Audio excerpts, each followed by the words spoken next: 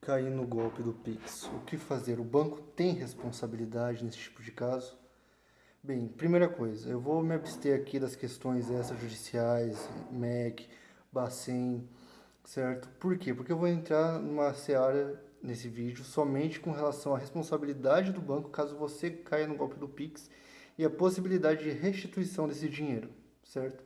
Então vamos lá, você foi vítima de um golpe feito por um terceiro de má fé.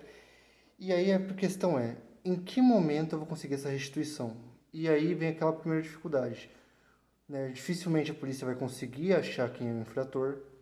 E aquela questão, quando achar, provavelmente esse cara já não vai ter o dinheiro para te restituir, né?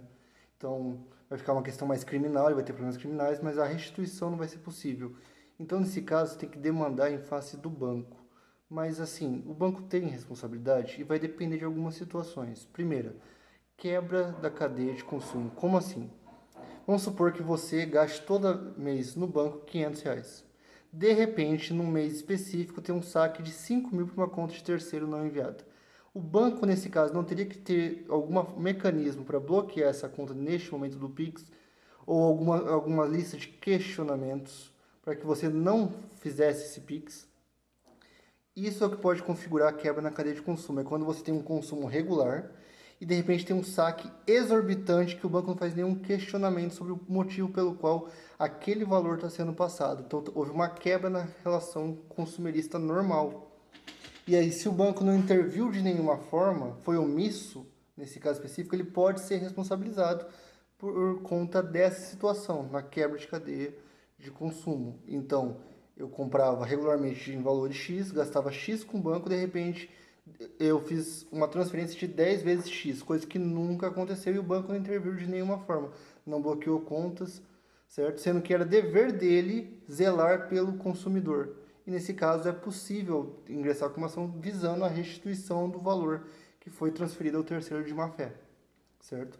Essa é uma das hipóteses. Existem outras hipóteses? Existem. Existe quando você cai no golpe do Pix por uma ação ou omissão de um empregado do banco.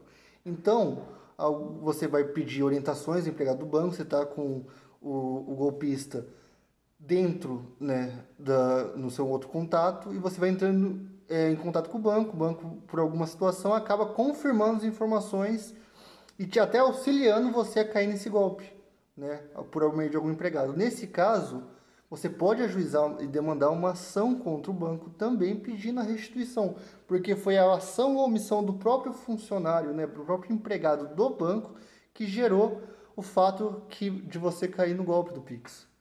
Então, é uma segunda hipótese que é a possibilidade do banco ter o dever de te restituir pelo valor perdido pelo golpe, quando algum empregado dele dá margem para possibilitar o golpe do Pix. Então, você entra em contato com os canais oficiais do banco, na ouvidoria do banco, saque do banco, e o banco vai confirmando, falando que aquela pessoa terceira é uma pessoa de boa fé e tudo mais, você pode transferir, é lícita a transferência, certo? Nesse caso, há responsabilidade do banco e há o dever de indenizar. A outra situação também, certo? Quando, com relação ao banco que recebeu esse valor, certo?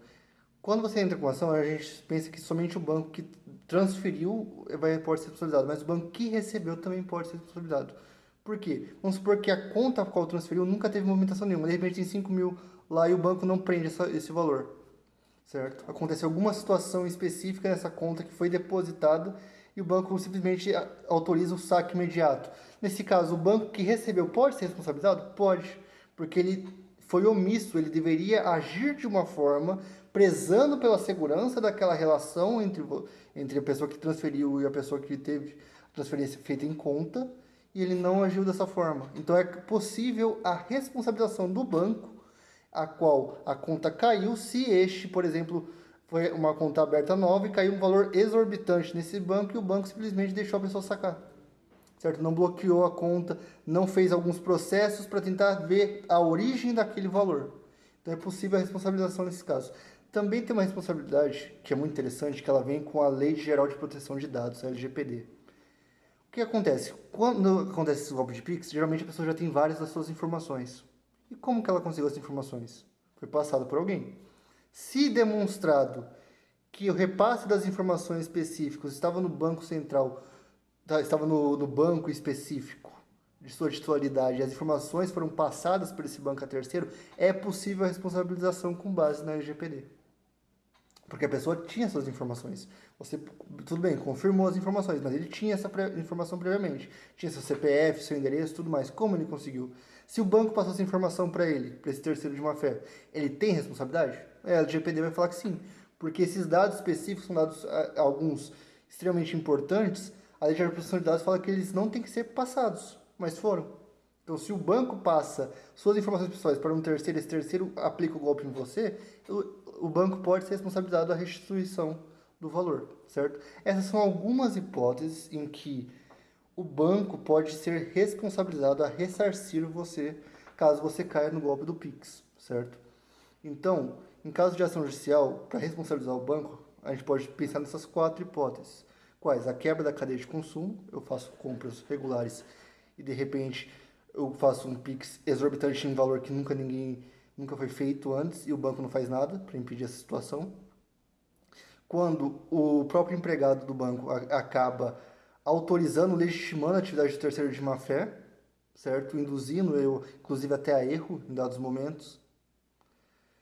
Quando o banco que recebeu aquele valor deveria ter bloqueado pela movimentação ser estranha, não saber a origem da movimentação de forma correta, certo? Então, o banco que recebeu pode ser responsabilizado e também nesses casos em que suas informações pessoais foram passadas pelo banco para esse terceiro e esse terceiro aplicou o golpe em você. Nessas 4 hipóteses é possível visar a restituição via processo judicial. Mais para frente eu vou fazer um vídeo específico sobre as teses que o banco pode utilizar para tentar não restituir o pagamento pelo consumidor, porque eu já atuei tanto nas áreas do pró-consumidor como pró-banco.